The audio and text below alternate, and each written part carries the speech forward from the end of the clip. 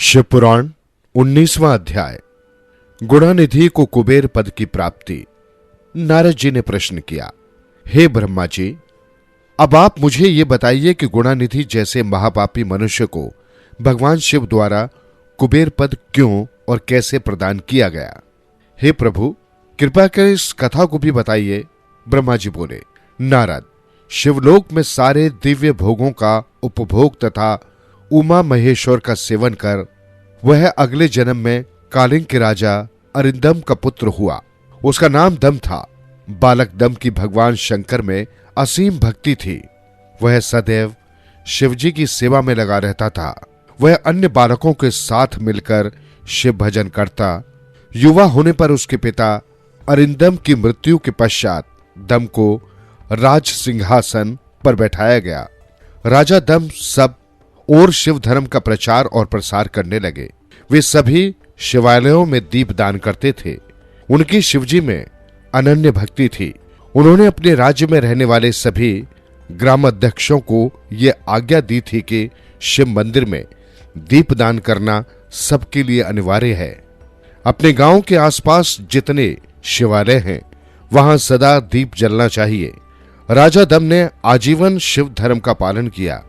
इस तरह वे बड़े धर्मात्मा कहलाए। उन्होंने शिवालयों में बहुत से दीप जलवाए। इसके फलस्वरूप वे दीपों की प्रभा के आश्रय हो मृत्युपरांत अलकापुरी के स्वामी बने। ब्रह्मा जी बोले, हे नारद, भगवान शिव का पूजन व उपासना महान फल देने वाली है। दीक्षित के पुत्र गुणानिधि ने, जो पूर्ण अधर्मी था, भगवान शिव की कृपा पाकर दिक्पाल का पद पा लिया था। अब मैं तुम्हें उसकी भगवान शिव के साथ मित्रता के विषय में बताता हूं। नारद, बहुत पहले की बात है। मेरे मानस पुत्र पुलस्त्य से विश्रवा का जन्म हुआ और विश्रवा के पुत्र कुबेर हुए। उन्होंने पूर्व काल में बहुत कठोर तप किया। उन्होंने विश्वकर्मा द्वारा रचित अलकापुरी का उपभोग किया। मेघवाहन कल्प के आरंभ होने पर वे कुबेर के रूप में घोर तप करने लगे। वे भगवान शिव द्वारा प्रकाशित काशीपुरी में गए और अपने मन के रत्न में दीपों से 11 रुद्रों को उद्बोधित कर वे तन्मयता से शिवजी के ध्यान में मग्न होकर निश्चल भाव से उनकी उपासना करने लगे। वहां उन्होंने शिवलिंग की प्रतिष्ठा की। उत्तम पुष्पों द्वारा शिवलिंग का पूजन किया। कुबेर पूरे मन से तप में लगे थे। उनके पूरे शरीर में केवल हड्डियों का ढांचा और चमड़ी ही बची थी। इस प्रकार उन्होंने 10,000 वर्षों तक तपस्या की। तत्पश्चात भगवान शिव अपनी दिव्य शक्ति उमा के भव्य रूप के साथ कुबेर के पास गए। अलकापति कुबेर मन को एकाग्र कर शिवलिंग के सामने तपस्या में लीन थे। भगवान शिव ने कहा, अलकापति, मैं तुम्हारी भक्ति और तपस्या से प्रसन्न हूं। तुम मुझसे अपनी इच्छा अनुसार वर मांग सकते हो। ये सुनकर जैसे ही कुबेर ने आंखें खोली तो उन्हें अपने सामने भगवान नीलकंठ खड़े दिखाई दिए। उनका तेज सूर्य के समान था। उनके मस्तक पर चंद्रमा अपनी चांदनी बिखेर रहा था। उनके तेज से कुबेर की आंखें चौंधिया गईं। तत्काल उन्होंने अपनी आंखें बंद कर ली।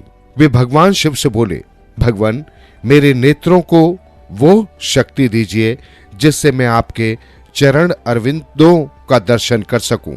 कुबेर की बात सुनकर भगवान शिव ने अपनी हथेली से कुबेर को स्पर्श कर देखने की शक्ति प्रदान की।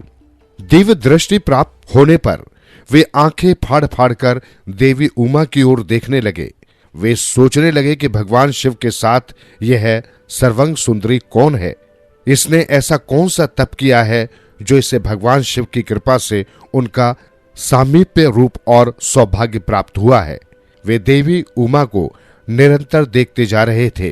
देवी को घूरने के कारण उनकी बाईं आंख फूट गई। शिवजी ने उमा से कहा, उमे, यह तुम्हारा पुत्र है।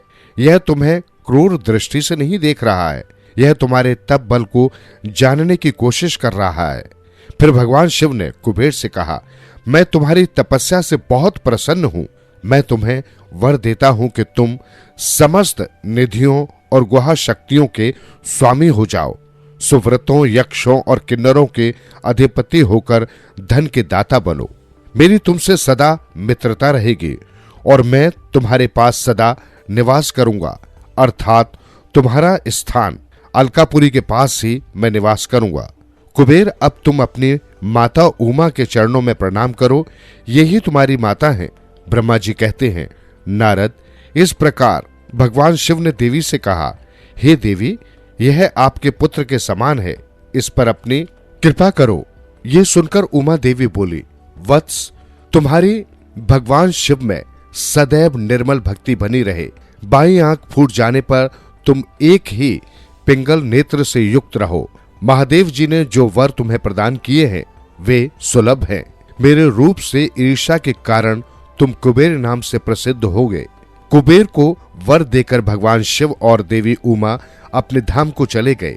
इस प्रकार भगवान शिव और कुबेर में मित्रता हुई और वे अलकापुरी के निकट कैलाश पर्वत पर निवास करने लगे। नारद जी ने कहा, ब्रह्मा जी, आप धन्य हैं। आपने मुझ पर कृपा कर मुझे इस अमृत कथा के बारे में बताया है। निश्चय ही शिव भक्ति दुखों को दूर कर समस्त सुख प्रदान करने वाली है।